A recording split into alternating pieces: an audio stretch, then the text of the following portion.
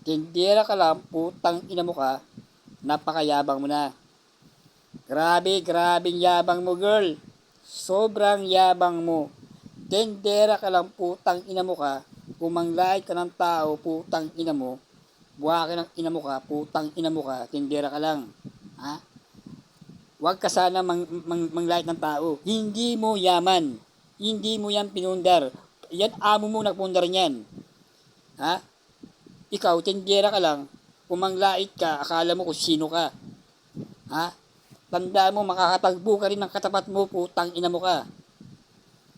Tandaan mo yan, makakatagpo ka ng katapat mo. Grabe ka manglait. Pasalamat ka, hindi ako gagong tao. Kung gago ako, baka matagal ka ng patay. Ako, may takot pa rin ako sa Diyos kung wala masama sa kapwa ako eh. Kung gago lang ako, isang gago lang ako, putang ina mo, patay ka na.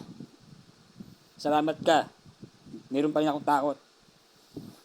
Kung ibang tao yan, putang ina mo ka, bigla ka na lang babarilin dyan. Tendera ka lang. Ha? Siguro, saad mo siguro, wala pa ka siguro 1,000,000 para manapa ka ng tao eh. Putang ina mo eh. Di ba? Grabe ka manapak ng tao, putang ina mo. Tendera ka lang, putang ina mo. Kaya sobra ka manapak. O sige, i-share ninyo to, walang pakialam. Ha? Grabe ka manapak ng tao, putang ina mo. Putang ina mo ka.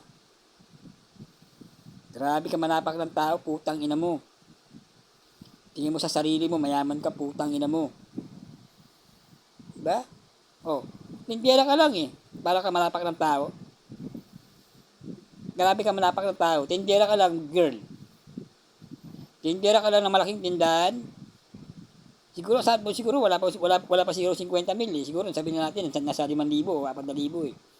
Pero kung manapak ka ng tao, grabe. Ang inakakala mo napakaganda ng pagmumukha mo. Ba? Talo yung pagmumukha mo, mukha ka ng puki ng kalabaw. Ganyan mo ka. Grabe ka manglait ng tao, gago ka.